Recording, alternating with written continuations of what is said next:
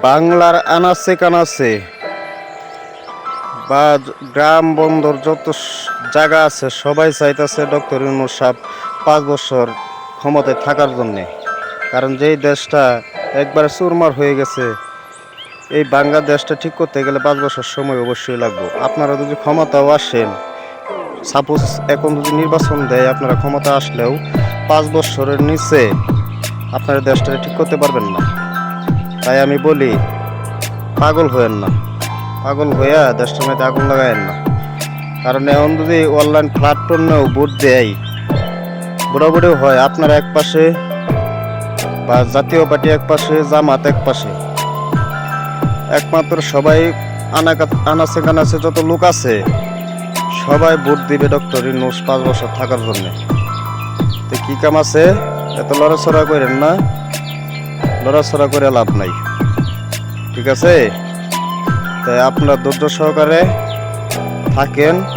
Doctor Yunus সাহেব 5 বছর ক্ষমতায় থাক, সবাই চাইতেছে। যত বাংলার আনাচে কানাচে যত লোক আছে সবাই চাইতেছে, বিশেষ করে প্রবাসী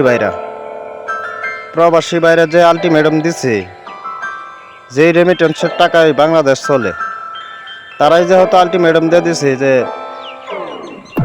বাংলাদেশে এখন যদি নির্বাচন হয় তাহলে তারা রেমিটেন্স শাটডাউন মেরে দেবে, রেমিটেন্স আর পাঠাবে না বাংলাদেশে, রেমিটেন্স শাটডাউন মারবে। কারণ সৌদি আরবের কিছু কিছু ভিডিও আমরা দেখি, সব জায়গার ভিডিও এখন দেখি, আপনারাও দেখেন।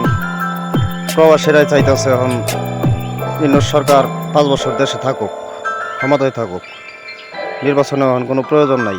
তারাই চাইতেছে, যাদের টাকায় বাংলাদেশ চলে, যাদের রেমিটেন্সের টাকায় আমাদের দেশটা চলতেছে, তারাই এখন চাইতেছে, ঠিক আছে? আপনারা এত পাগল হয়ে না, ধৈর্য সরা হয়েন না, সুন্দরভাবে আপনারা থাকতে দেন। হ্যাঁ, পাগল হয়ে হুদাই বিপদ ডাইকেন না। এখন বাংলাদেশের সবাই বুঝে গেছে রাজনীতি কি জিনিস।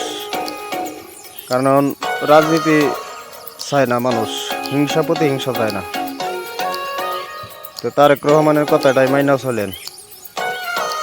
কারণ দল বড়, এই দলটা নষ্ট করেন না। কিছু কিছু নেতার জন্য দলটা নষ্ট হয়। তো সবাই ভালো থাকবেন, সুস্থ থাকবেন, আল্লাহ হাফেজ। আমি নিজেও চাই ইউনূস সরকার 5 বছর ক্ষমতায় থাইকা দেশটারে সংস্কার করুক। এটা আমার মনের কথা, সারা বাংলাদেশের, সারা পৃথিবীর মানুষের কথা। যারা প্রবাসে আছে, প্রবাসী বাইরে আমার, তাদের মুখের কথা। ইউনূস সরকার 5 বছর ক্ষমতায় থাকুক। তো সবাই ভালো থাকবেন, সুস্থ থাকবেন, সবার জন্য দোয়া কামনা রইল। আল্লাহ হাফেজ।